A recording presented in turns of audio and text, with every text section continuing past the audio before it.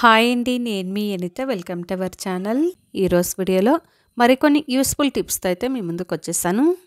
వీడియోని ఎక్కడ స్కిప్ చేయకుండా చివరి దాకా చూడండి. ఈ వీడియోలో టిప్స్ కనుక మీకు నచ్చినట్టయితే ఒక చిన్న లైక్ చేయండి ఫ్రెండ్స్. ఫస్ట్గా వచ్చేసి చూడండి, ఈ విధంగా మనం చిన్న సూదులు ఉన్నాయనుకోండి, వాటిల్లో దారం వేసుకోవాలంటే ఆ దారం పోగులు వచ్చేసి మనకు దారం వేసుకోవడానికి కష్టంగా ఉంటుంది కదండి. కొంచెం ఏజ్ అయిన వాళ్ళకైతే చాలా కష్టంగా ఉంటుందన్నమాట. అలాంటి వాళ్ళు ఈ విధంగా ఒకసారి ట్రై చేసి చూడండి.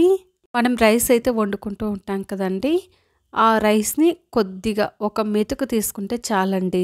తీసేసుకొని ఈ విధంగా బాగా మెదుపుకోవాలి. ఇలా మెదుపుకున్నాం అనుకోండి, మనకి మెత్తటి పేస్ట్ లాగా వస్తుందన్నమాట. ఈ విధంగా మెదిపేసుకొని ఈ థ్రెడ్కి బాగా ఈ విధంగా అప్లై చేసుకున్నాం అనుకోండి, అప్పుడు మనకి ఈ థ్రెడ్ బాగా స్టిప్గా కూర్చుంటుందండి. థ్రెడ్ అయితే చూడండి ఎంత స్టిప్గా నిలబడిందో. ఇప్పుడైతే సూదులకు థ్రెడ్ వేసి కూడా చూద్దామండి. చూడండి, ఒక్కసారి అలా వేయంగానే థ్రెడ్ ఎంత చక్కగా వచ్చేసిందో. ఈ విధంగా ఒకసారి ట్రై చేయండి. సూదికి హోల్ ఎంత చిన్నగా ఉన్నా కూడా థ్రెడ్ అయితే ఈజీగా వేసేసుకోవచ్చు. ఇక నెక్స్ట్ వచ్చేసి మనం థ్రెడ్ యూస్ చేసుకున్న తర్వాత థ్రెడ్ని ఎంత రోల్ చేసి పెట్టినా కూడా మనకి ఆ థ్రెడ్ అనేది ఊడిపోతూ ఉంటుందన్నమాట. మనం ఈ విధంగా రోల్ చేసి ఒక బాక్స్లో పెట్టుకున్నాం అనుకోండి, థ్రెడ్ అంతా ఊడిపోతూ ఉంటుందన్నమాట. అలాంటప్పుడు ఈ విధంగా ఒకసారి ట్రై చేయండి. బాక్స్ స్టిక్కర్స్ అయితే వస్తాయి కదండి, ఆ ఒక స్టిక్కర్ని అయితే తీసేసుకొని బ్యాక్ సైడ్ ఉన్న పేపర్ని రిమూవ్ చేసేసి థ్రెడ్ ఎండ్ ఉంటుంది కదండి, అక్కడికి ఈ విధంగా ఒక స్టిక్కర్ పెట్టేసుకున్నాం అనుకోండి, మనకు థ్రెడ్ అయితే అస్సలు ఊడిపోదన్నమాట.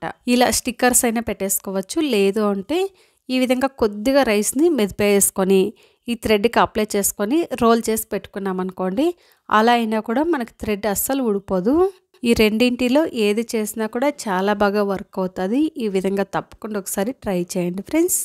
నెక్స్ట్ వచ్చేసి క్యారెట్ని మనం పీలర్తో పీల్ చేయకుండా ఈ విధంగా ఫోర్క్తో పీల్ చేసామనుకోండి, అప్పుడు మనకి క్యారెట్ ఎక్కువగా వేస్ట్ అవ్వదన్నమాట. చూడండి, ఇలాంటి ఫోర్క్ స్పూన్ ఒకటి తీసేసుకొని బ్యాక్ సైడ్ నుండి ఈ విధంగా పీల్ చేసుకోవాలన్నమాట. ఇలా మనము ఈ స్పూన్ తోటి చేసుకోవడం వల్ల మనకి క్యారెట్ వేస్ట్ అవ్వదు. అలాగే ఎటువంటి పీలరు అవసరం ఉండదండి. పీలర్ సహాయం లేకుండానే చక్కగా పీల్ చేసేసుకోవచ్చు. చూడండి ఎంత చక్కగా పీల్ చేసేసుకున్నాము. ఈ విధంగా చేసామనుకోండి, మనకి క్యారెట్ అయితే అస్సలు వేస్ట్ అవ్వదు. ఇక నెక్స్ట్ టిప్ వచ్చేసి ఒక వెల్లుల్లిపాయని అయితే తీసేసుకొని ఈ విధంగా మనం కొబ్బరి తురుముకుంటూ ఉంటాం కదండి, అందులో ఈ వెల్లుల్లిపాయని ఈ విధంగా తురిమేసుకోవాలి. మీ దగ్గర చిన్నపాటి రోల్ ఉన్నిందనుకోండి, అందులో అయినా కూడా చక్కగా పేస్ట్ చేసేసుకోవచ్చు.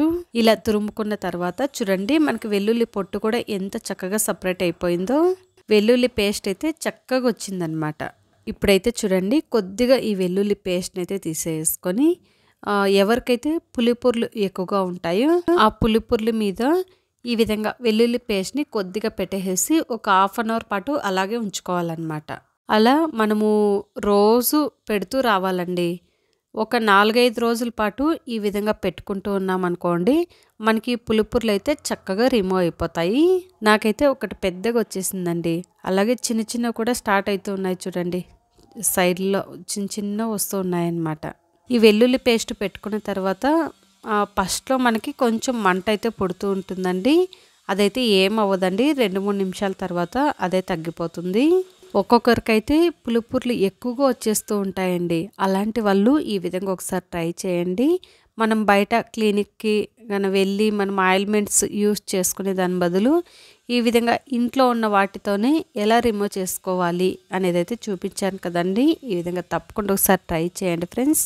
4-5 రోజుల పాటు ఈ విధంగా అప్లై చేస్తూ వచ్చామనుకోండి, చాలా ఈజీగా పులుపుర్లు అయితే రిమూవ్ అయిపోతాయి. ఈ రెసిపీ వచ్చేసి మనం మార్నింగ్ బ్రేక్ఫాస్ట్గా అయినా చేసుకోవచ్చు, లేదు అంటే ఈవినింగ్ స్నాక్ అయినా చేసుకోవచ్చు. ఈ రెసిపీ చేసుకోవడానికి ఫస్ట్గా వచ్చేసి ఒక మిక్సింగ్ బౌల్ అయితే తీసుకొని అందులో 1 కప్పు దాకా అటుకులు తీసుకోవాలి. అటుకులు వచ్చేసి సన్నగా ఉన్నవైనా తీసుకోవచ్చు, లేదు అంటే ఈ విధంగా పేపర్ అటుకులు వస్తాయి కదండి, అవైనా తీసుకోవచ్చు. ఇప్పుడైతే ఈ అటుకుల్ని 1-2 సార్లుగా ఈ డస్ట్ అంతా పోయేటట్టు బాగా నీట్గా వాష్ చేసుకోవాలి. మనం ఈ అటుకులు ఏం నానపెట్టుకునే అవసరం లేదండి, జస్ట్ వాష్ చేసుకుంటేనే మనకి అటుకులు అయితే బాగా మెత్తగా చక్కగా నానిపోతాయి అన్నమాట. ఇప్పుడైతే ఒక మిక్సీ జార్ తీసుకొని మనం వాష్ చేసుకున్న ఈ అటుకుల్ని మిక్సీ జార్లోకి వేసేసుకొని మనం ఏ కప్పుతో అయితే అటుకులు తీసుకున్నామో అదే కప్పుతో ఒక కప్పు దాకా బొంబాయి రవ్వ, ఒక కప్పు దాకా గట్టి పెరుగు అయితే వేసేసుకొని బాగా మెత్తగా గ్రైండ్ చేసుకోవాలి. ఇందులో మనం వాటర్ అయితే అస్సలు వేయకూడదండి. అలాగే కొంచెం గట్టిగా ఉండేటట్టు గ్రైండ్ చేసుకోవాలన్నమాట. ఈ విధంగా గ్రైండ్ చేసుకున్న తర్వాత ఈ మిశ్రమం అంతా ఒక బౌల్లోకి అయితే వేసేసుకొని ఇప్పుడు ఇందులో సన్నగా తరిగి పెట్టుకున్న ఉల్లిపాయలు ఒక కప్పు దాకా వేసుకోవాలి. 2 మీడియం సైజ్ ఉల్లిపాయల్ని ఈ విధంగా కట్ చేసి తీసుకున్నాను. 3 నుంచి 4 పచ్చిమిరపకాయలని అయితే ఈ విధంగా కట్ చేసి తీసుకున్నాను. అలాగే కొద్దిగా కరివేపాకు, కొద్దిగా కొత్తిమీరని వేసేసుకొని 1/2 టేబుల్ స్పూన్ దాకా జీలకర్ర, రుచికి సరిపడా ఉప్పు వేసేసుకొని ఈ పిండిలో ఇవంతా బాగా కలిసేటట్టు ఈ విధంగా బాగా కలుపుకోవాలి. మీరు ఇంకా కావాలి అంటే ఇందులో కొద్దిగా అల్లం ముక్కలు, ఒక క్యారెట్ని తురిమి వేసుకున్నా కూడా టేస్ట్ చాలా బాగుంటుంది. అవైతే ఆప్షనల్ అండి, మీకు కావాలంటే వేసుకోవచ్చు, లేదు అంటే స్కిప్ చేసేయచ్చు. ఇలాగే అయినా కూడా టేస్ట్ చాలా బాగుంటాయి. చూడండి, పిండి అంతా ఈ విధంగా బాగా కలుపుకున్న తర్వాత ఇప్పుడైతే ఒక చిన్న బౌల్లో కొద్దిగా వాటర్ తీసేసుకొని చేతిని ఈ విధంగా డిప్ చేసుకుంటూ కొద్దిగా మిశ్రమం తీసుకుంటూ మనం వడ షేప్లో చేసుకోవాలన్నమాట. మనం వాటర్లో చేతిని డిప్ చేసుకుంటూ చేసుకున్నాం అనుకోండి, చేతికి అంటుకోకుండా ఉంటాయి. వడ షేప్ కూడా చక్కగా వస్తుంది. చాలా బాగా వచ్చాయి కదండి. ఇప్పుడైతే స్టవ్ ఆన్ చేసుకొని ఇడ్లీ పాత్రలో కొద్దిగా వాటర్ని పెట్టేసుకొని ఈ వాటర్ని బాగా బాయిల్ చేసుకోవాలి. నేనైతే అరిటాకుల్ని ఈ విధంగా రౌండ్ షేప్లో కట్ చేసి పెట్టుకున్నానండి. మనం ఇప్పుడు ఈ అరిటాకుల మీదే పెట్టి చేసుకుంటున్నాం అన్నమాట. ఇప్పుడైతే ఒక్కొక్కటిగా ఈ విధంగా వడ షేప్లో చేసేసుకొని మనం రెడీ చేసి పెట్టుకున్న ఈ అరిటాకుల పైన అన్నింటినీ సెట్ చేసుకోవాలి. ఇలా కొద్దిగా పిండిని తీసుకుంటూ ఈ అరిటాకు పైన పెట్టేసుకొని ఈ విధంగా ఒత్తేసుకున్నాం అనుకోండి, చాలా ఈజీగా అయిపోతాయి అన్నమాట. చూడండి, నేనైతే అన్నింటినీ ఇలా రెడీ చేసి పెట్టుకున్నాను. ఇప్పుడైతే ఇడ్లీ ప్లేట్లను తీసేసుకొని మనం రెడీ చేసి పెట్టుకున్న వీటిని ఇడ్లీ ప్లేట్లకి ఈ విధంగా అరేంజ్ చేసేసుకోవాలి. మీరు ఎన్ని ప్లేట్లకైతే అరేంజ్ చేసుకుంటున్నారో అనేది అయితే చూసుకొని అన్ని ప్లేట్లకి ఈ విధంగా అరేంజ్ చేసేసుకున్న తర్వాత చూడండి, వాటర్ ఈ విధంగా బాయిల్ అవుతూ స్టీమ్ బయట వస్తున్నప్పుడే మనము ఇడ్లీ ప్లేట్లను అయితే పెట్టుకోవాలి. ఇలా ఇడ్లీ ప్లేట్లని పెట్టుకున్న తర్వాత మూత పెట్టేసి స్టవ్ని మీడియం ఫ్లేమ్లో పెట్టుకొని ఒక 10 నిమిషాల పాటు ఉడికించుకోవాలి. ఇప్పుడైతే కొన్ని మనము డీప్ ఫ్రై కూడా చేసుకుంటున్నామండి. నేనైతే డీప్ ఫ్రైకి సరిపడా ఆయిల్ అయితే ముందే పెట్టేశాను. ఆయిల్ కూడా బాగా హీట్ అయిపోయింది. ఇప్పుడైతే ఒక్కొక్కటిగా ఆయిల్లో వేసుకుంటూ మనం ఆయిల్లో వేసిన వెంటనే కదపకూడదండి. ఒక 20 సెకండ్స్ అలా ఆగిన తర్వాత అటువైపు ఇటువైపు 2 వైపులా టర్న్ చేసుకుంటూ మంచి గోల్డెన్ కలర్ వచ్చేంత వరకు ఫ్రై చేసుకోవాలి. మనకి ఇవేం ఆయిల్ అయితే అస్సలు పీల్చుకోవండి, టేస్ట్ కూడా చాలా బాగుంటాయి. చూడండి, ఈ కలర్ వచ్చేంత వరకు ఫ్రై చేసుకుంటే సరిపోతుంది. ఇప్పుడైతే వీటన్నింటినీ ఒక ప్లేట్లోకి అయితే తీసేసుకొని మరి కొంచెం మనం ఇడ్లీ కుక్కర్లో అయితే స్టీమ్ పెట్టుకున్నాం కదండి, అవైతే ఉడికాయే లేదా అనేది అయితే చూసేద్దాం. చేత్తో ఈ విధంగా అన్నప్పుడు మనకి చేతికి అంటుకోలేదు అంటే కుక్ అయ్యాయి అని అర్థం అండి. ఇప్పుడైతే స్టవ్ ఆఫ్ చేసేసి ఒక 5 నిమిషాల పాటు వీటిని చల్లారనివ్వాలి. మనం డీప్ ఫ్రై చేసుకున్న వడలైతే చూపిస్తున్నాను చూడండి. వడలైతే ఎంత చక్కగా వచ్చాయో కదండి. ఆయిల్ అయితే అస్సలు పీల్చుకోలేదన్నమాట. ఇప్పుడైతే ఒకటి తుంపి కూడా చూపిస్తున్నాను చూడండి. మనకి లోపల సాఫ్ట్గా పైన క్రిస్పీగా చాలా బాగా వచ్చాయండి. నేనైతే పుదీనా చట్నీ తోటి సర్వ్ చేసుకున్నానండి. టేస్ట్ అయితే చాలా బాగున్నాయి. మీరు కావాలి అంటే టమాటో సాసు లేదంటే టమాటో చట్నీతో అయినా కూడా సర్వ్ చేసుకోవచ్చు అనమాట. ఇప్పుడైతే చూడండి, మనం ఇడ్లీ కుక్కర్లో స్టీమ్కి అయితే పెట్టుకున్నాం కదండి, అవైతే పూర్తిగా చల్లారాయి. ఇప్పుడైతే ఒక్కొక్కటిగా ఈ విధంగా తీసుకుంటూ వీటికున్న ఆకులైతే ఈ విధంగా రిమూవ్ చేసేసుకొని వీటిని కూడా ఒక ప్లేట్లోకి అయితే సర్వ్ చేసేసుకుందాం. నేనైతే ఈ విధంగా ఆకులు పెట్టి ఉడికించుకున్నాను కదండి. మీరు కావాలి అంటే ఆకులు పెట్టకుండా అలాగే డైరెక్ట్గా ఇడ్లీ ప్లేట్లలో పెట్టేసుకొని అయినా కూడా ఉడికించుకోవచ్చు అనమాట. వీటికైతే ఒక చుక్క ఆయిల్ కూడా అస్సలు వేయలేదండి. టేస్ట్ అయితే చాలా బాగున్నాయి అన్నమాట. ఇలా చేసుకొని తిన్నామనుకోండి హెల్త్కి కూడా చాలా మంచిది కదండి. పిల్లలకు కూడా ఈ విధంగా చేసి పెట్టామనుకోండి పిల్లలు కూడా చాలా ఇష్టంగా తింటారు. ఇప్పుడైతే చూడండి రెండింటిని నేను ఒకే ప్లేట్లోనే సర్వ్ చేసి చూపిస్తున్నాను. పుదీనా చట్నీతోటి సర్వ్ చేసుకున్నానండి. టేస్ట్ అయితే చాలా బాగున్నాయి. ఇందులోకి చట్నీలైనా బాగుంటాయి, లేదు అంటే టమాటో సాస్ అయినా కూడా చాలా బాగుంటుంది. డీప్ ఫ్రై చేసుకున్న వాటికంటే కూడా నాకు ఇడ్లీ కుక్కర్లో ఉడికించుకున్నాం చూడండి, అవైతే టేస్ట్ చాలా బాగా నచ్చాయండి.